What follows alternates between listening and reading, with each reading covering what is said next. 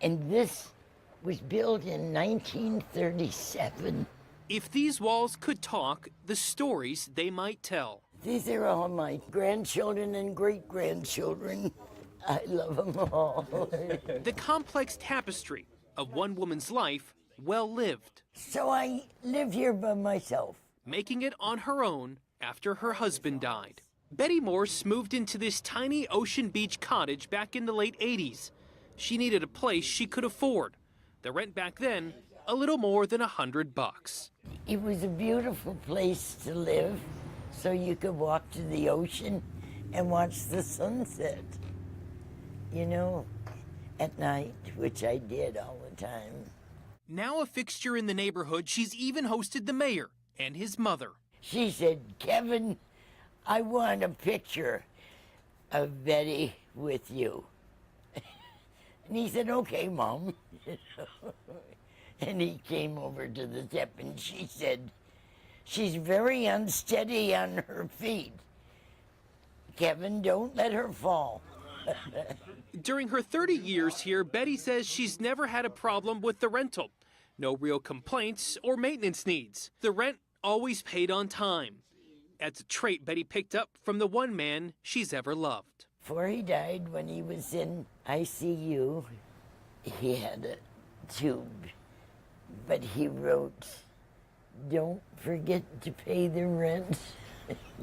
This year, Betty says she was asked to sign a new rental agreement, but her family had some disagreements with a couple of changes made by the landlord. They say after a few back and forths with their attorney, this arrived, a 90-day notice terminating her tenancy. Where do you go if you can't stay here? I don't know. I don't know who will rent to me because in 2 months I'll be 99.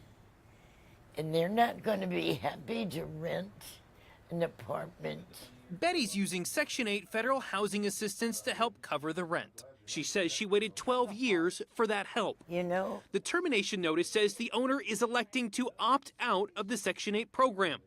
They want to renovate the unit and then rent it at a higher rental value, market rate. They clearly state on their 90-day notice that their just cause is because they don't want to cooperate with Section 8. Pamela Macias runs an eviction solutions company. She's working with Betty and her family to try and keep her in her home. She's even willing to pay market rent, and just for no reason at all, they want her out. The San Diego Housing Commission says there are more than 6,000 landlords participating in the Section 8 program. Most don't usually stop, but it does happen. At the moment, landlords are not required to accept tenants who receive Section 8 Housing Choice Voucher rental assistance.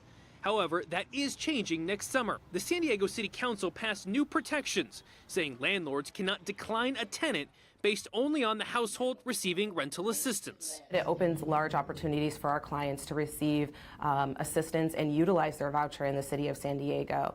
It allows our clients to maintain affordable housing and find affordable housing. It will help others, but at this point, not Betty. She does have a place to stay. Betty can move in with her kids, but nearing the century mark, she worries about being a burden. But I don't want to be in a nursing home either, you know. I still want to be independent. This little place by the beach that fits Betty so well was supposed to be her last stop. See, I figured that I've now lived a wonderful life in Ocean Beach, and I want to live and die here, you know. Because I feel so comfortable here. It's my little house. It's all